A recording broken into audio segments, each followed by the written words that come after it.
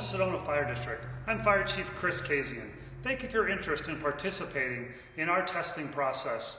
I can tell you that Sedona Fire District is a premier fire and emergency service agency, and we're honored that you're considering wanting to work for us. We wish you the best of luck. Here at Sedona Fire District, we focus our energy on being safe, friendly, and dedicated.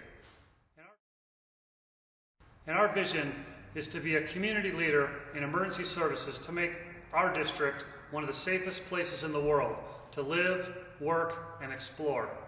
As you work through this process, we wish you the best of luck. We hope that you are selected to be part of our team, and we look forward to seeing you here at Sedona Fire District.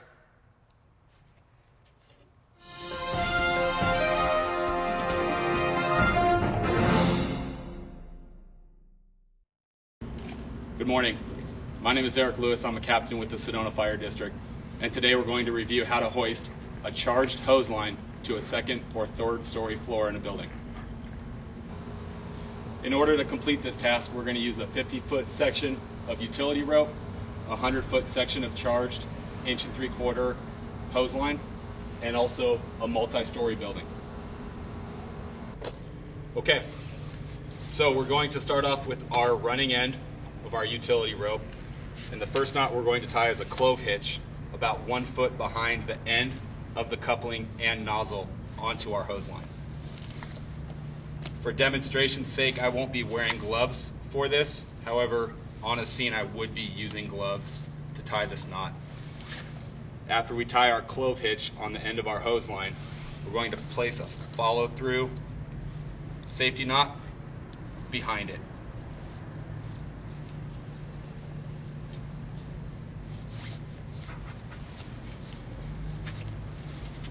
The next step will be to take a bite of our utility rope, advance it through the bail, over the nozzle, and behind the pistol grip of our nozzle.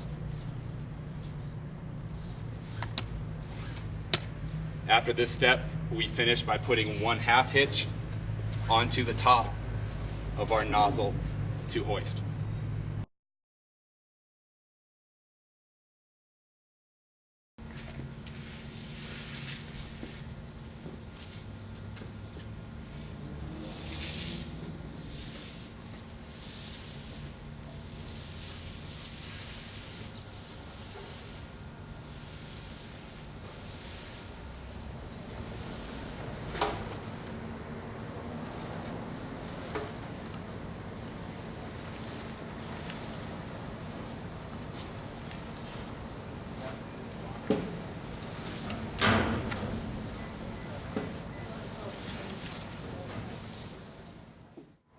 As the firefighter on the 3rd floor pulls the charged hose line up, they do it in a hand-over-hand fashion to make sure that the hose line is controlled at all times.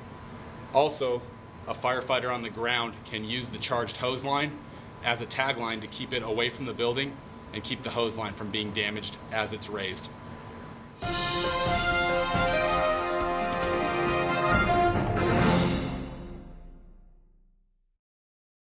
For this skill, the candidate will be wearing full PPE. As he picks up the bedded ladder, he will adjust the ladder for a carry.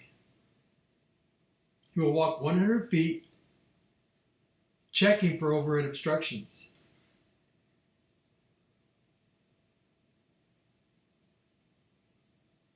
He will approach the building and perform a flat raise on the building.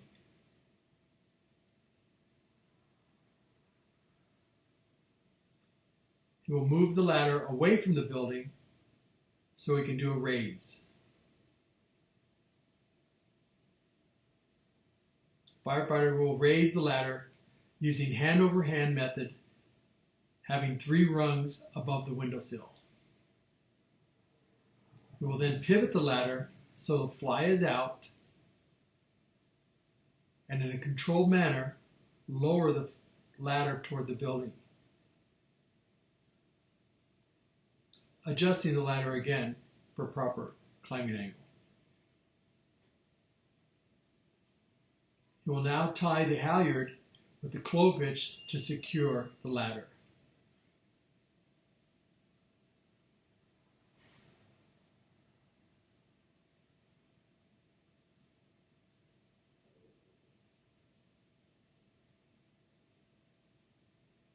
You will now check the ladder to see if he has proper climbing angle, and we'll announce that. Firefighter candidate will have someone heeling the ladder and will climb the ladder using 3 points of contact. At the top of the ladder, he will perform a leg lock, which will end this skill.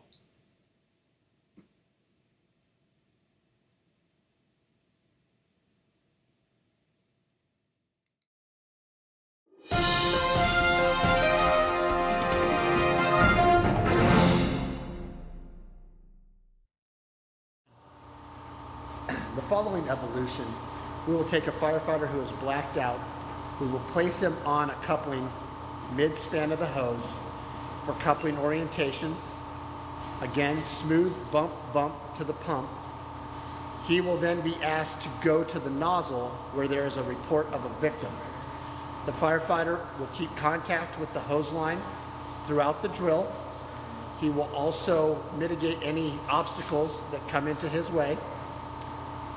Once finding the victim, the firefighter will have his obstruction of vision removed, again demonstrating the L-strap method and removing the victim to a designated location, which will be a cone.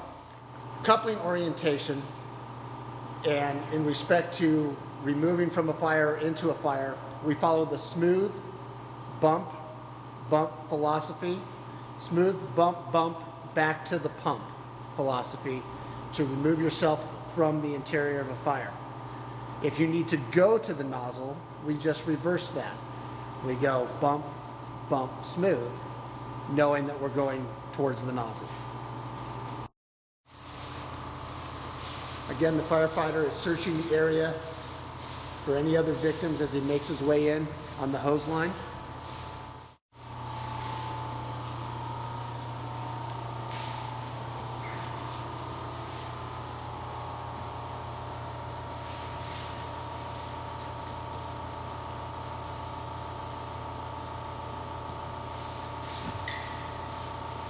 He will mitigate any obstacle that's in his way while maintaining contact with his hose.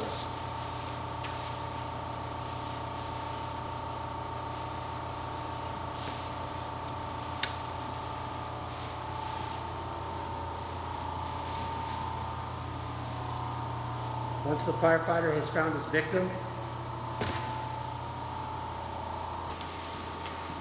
we will remove the obstruction to his sight. He will secure the L-strap and remove the victim to safety.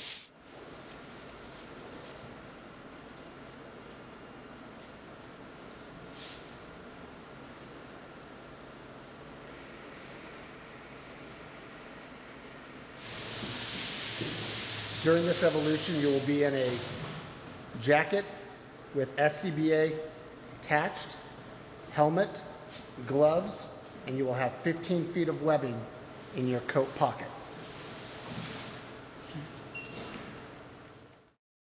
Here's a close-up discussing and showing the L-strap method. First, we'll find the victim. We'll put our knee between the neck and head, right up against either ear, left or right, does not matter. We'll get our 15-foot section of webbing out. It's tied in a knot. We'll find the leg that's closest, same side of us. We'll wrap the loop of webbing around the leg. Coming up, crossing the body, going under the opposite arm, and grabbing the webbing and stretching that webbing now across the chest, going under the armpit closest to you. You'll then push the victim forward, putting your knee in the victim's back, looping the webbing through it itself from armpit to armpit on the backside, as shown. You can either finish that up with a quick overhand. This helps if you have two rescuers. You both can grab the loop of webbing and walk. Or if you're one rescuer, you can use 2 hands or 1 hand to turn and your webbing will not come loose.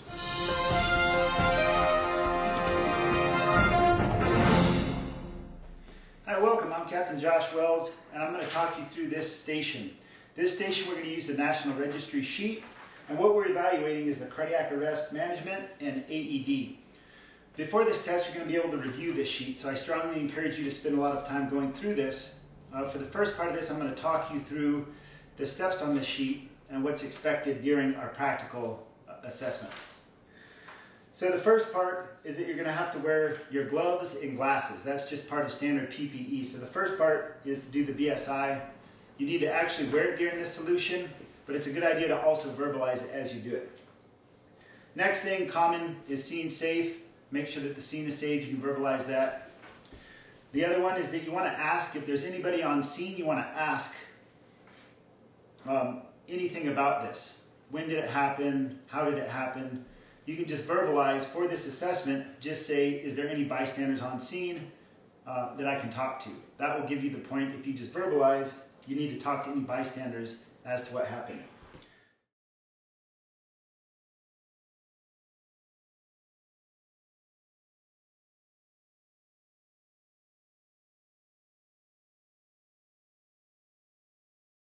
So the next part is to check the patient responsiveness. Now a big part in this, here on the sheet, is that you're going to tap them on the shoulders, you're going to shake and shout, are you okay? Are you okay? Briefly, you're going to check to see if they're breathing and if there's any movement. At the same time, you're going to want to be checking for a pulse. So you check for a carotid pulse. Big emphasis here is that you only have 10 seconds to do this. So check responsiveness, shake and shout. Same time, check a pulse. If you don't have anything, you're going to proceed to CPR. So that's the assessment. And then chest compressions, as you immediately begin chest compressions. You go right in the center of the chest. On the mannequin, it's going to be the nipple line. You do one hand on top of the other, like this, and you're going to start doing your chest compressions. The things that we're checking for the chest compressions is that the rate and the depth, and that the chest recoils adequately in between each one. And during this time, you start your compressions, you're also going to request more responders. So if you're a bystander, you could say call 911 or call for more resources. Either one of those will get you credit for it. So you start your compressions. And this part of the video, you're going to have to do 30 compressions and then 2 breaths. That's the standard right now for National Registry. So you're going to do 30 compressions.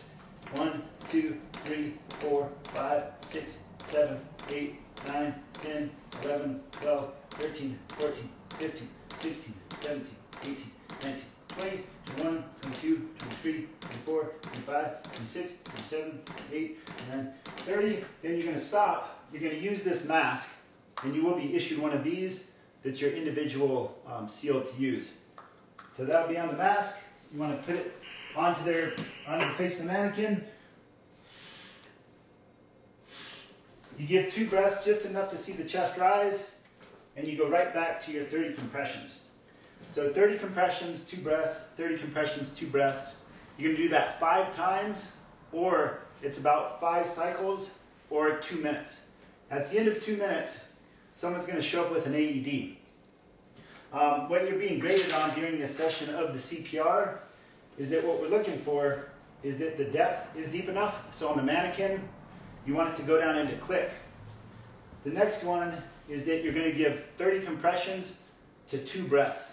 30 compressions, 2 breaths, and you're going to keep doing that. That's how you get the point for the right compression to ventilation ratio. You allow the chest to come up in between each compression. You get a point for that.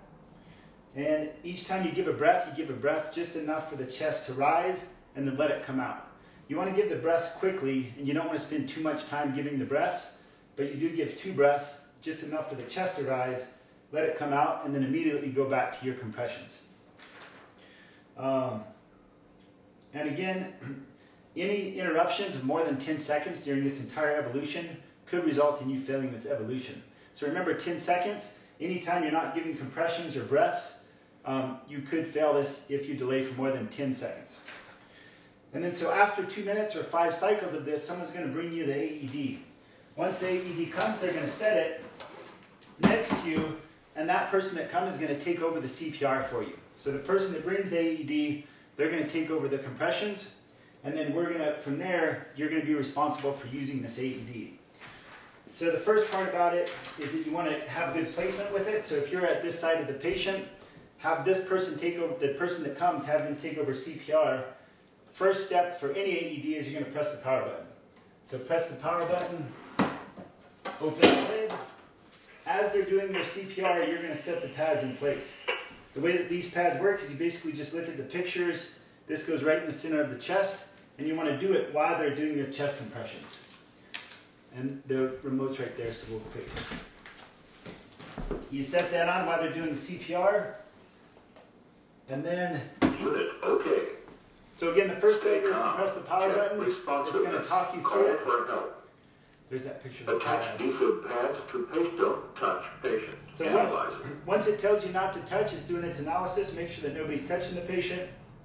Don't touch patient. Analyze it. And it takes a few seconds to analyze whether it's Shock shock or not. advised. I guess. Don't touch patient. Press flashing shock button. So everybody clear? You're giving one Shock shock. delivered. Right after the Start shock, CPR. right back to doing CPR. And that concludes this evolution. So now we're going to give you an example of what we're looking for. We're going to go through the whole evolution and give you an example of what it should look like. So I'm going to start off. You notice I've got my BSI on. So the BSI is on. The scene is safe. And if there's any family members there, I'm just going to quickly ask them what happened. I'm going to go up next to the patient. Are you okay? Are you okay? They're not breathing. There's no pulse. I'm starting CPR. 1, 2, 3, 4, 5, 6, 7, 8, 9, 10, 11, 12, 13, 14, 15, 16, 17, 18, 19, 20, 1, 2, 3, 4, 5, 6, 7, 8, 9, 30.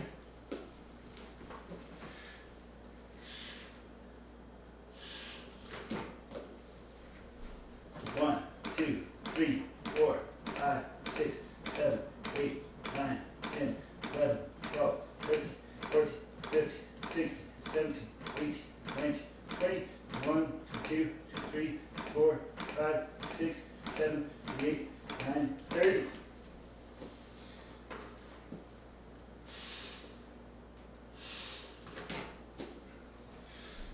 One, 2, 3, 4, 5, 6, 7, 8, 9, 10, 11, 12, 13, 14, 15, 16, 17, 18, 19, 20, 1, 2, 3, 4, 5, 6, 7, 8, 9, 30.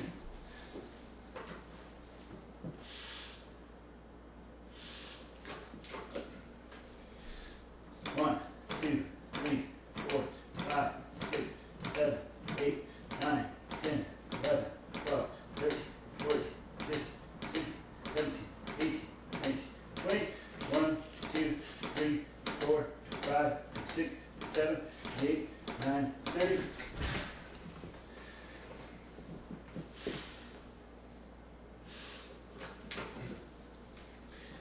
One, 2, 3, 4, 5, 6, 7, 8, 9, 10, 11, 12, 13, 14. Go ahead and take over compressions. 3, 2, 1. Take over. Just start at 1 and 3, 4. Unit, okay. Stay calm. Check responsiveness. Call for help.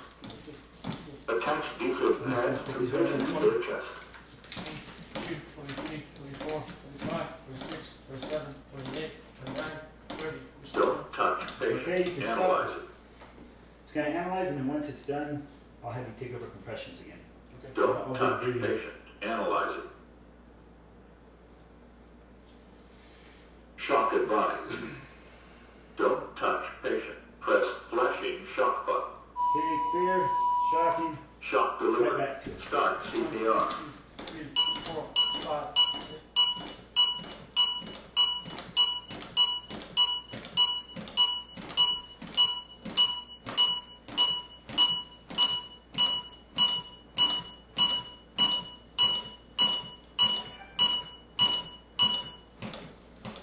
Breath. Okay, so we've shown you what we expect on this. We also give you a demonstration of what this is supposed to look like on the day of your test. Now you're going to be given this sheet and this video before you have the opportunity to take the test. And so I wanted to cover what are the fail points on here, just so you are clear on what we're expecting. The critical criteria is down here on the bottom of the sheet. And what that is that if you fail to verbalize or take appropriate BSI, you're going to fail for that. If you don't take chest compressions as soon as you confirm that they're pulseless, and there's any delay with that, you could fail because of that. If you don't deliver shock in a timely manner, that's another fail point. If there's interruptions to CPR at any time for longer than 10 seconds, that is a fail point. So you never want to have interruptions of more than 10 seconds of your CPR, which includes the chest compressions and the breathing. The only exception to that is with the AED. If the AED is analyzing, you do what the AED tells you to do, but any other time you don't want more than 10 seconds delay. You have to be able to operate the AED correctly. If you don't attach the AED properly, you can fail for that.